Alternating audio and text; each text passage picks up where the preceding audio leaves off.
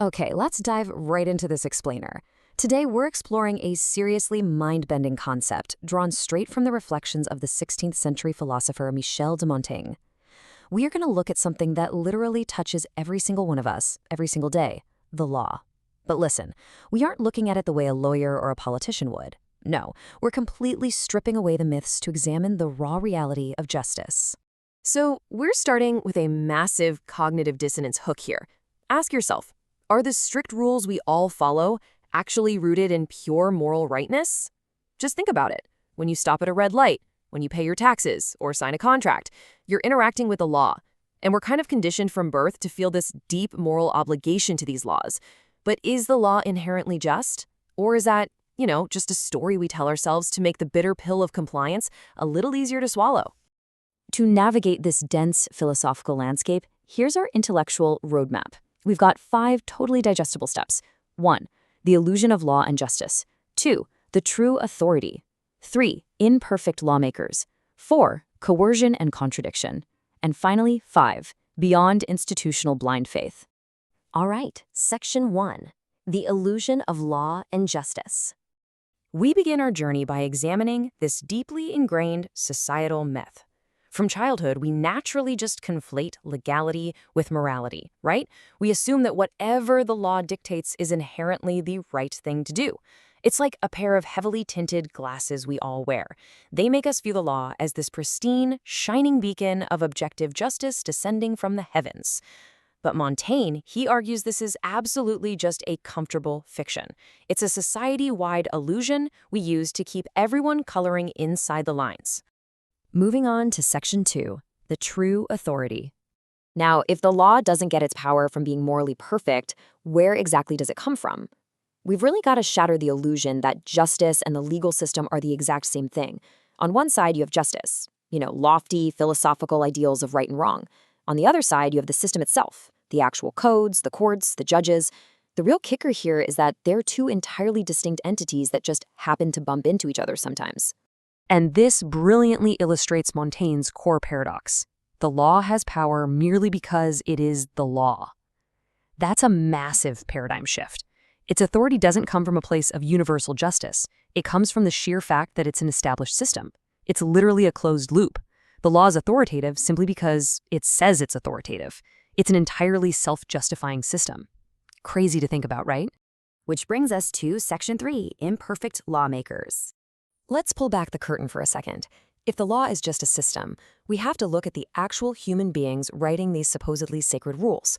And well, spoiler alert, they are definitely not flawless deities. They're imperfect humans. They have biases, they make mistakes, and perhaps most importantly, they're very often driven by their own private self-interests. They might draft legislation that benefits their own wealth, their social class, or their political standing, all nicely wrapped up and packaged as justice. I want you to really sit with this question for a second.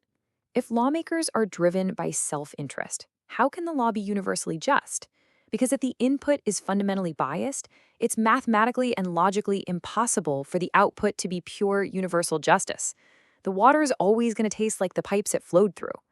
Montaigne is basically begging us to stop pretending our societal pipes are made of pure gold when they are so clearly made of very flawed human clay. Okay, Section 4, formal coerciveness and contradiction. So if laws aren't perfectly just, and the people making them are totally flawed, why doesn't the whole thing just collapse? Well, the answer is formal coerciveness. We're anchoring this heavy philosophical concept right here, because understanding formal coerciveness is the absolute key to understanding legal legitimacy. It simply means the system has the power, the structure, and ultimately the force to make you comply. It doesn't need to debate morality with you. It just needs the apparatus to enforce the rules. The stark reality here is that the system survives on its ability to formally coerce you, not on achieving any sort of perfect moral completeness.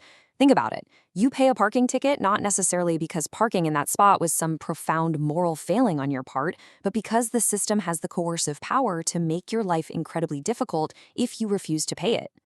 And because this entire foundation rests on human self-interest and forced compliance rather than, objective truth, we inevitably end up with glaring contradictions, a severe lack of consistency in legal judgments, What is perfectly legal in one era is suddenly a serious crime in the next. What's a minor offense for one person completely ruins the life of another. For Montaigne, this inconsistency is the ultimate proof of his thesis. Finally, we reach the grand unveiling. Section 5. Beyond institutional blind faith. Now, let's be clear. Montaigne isn't promoting anarchy here. Instead, boldly exposing the contradictory nature of the law forces us to look at reality with a clear, cold perspective. We aren't being told to burn the whole system down. I mean, we do need laws to avoid total chaos, right?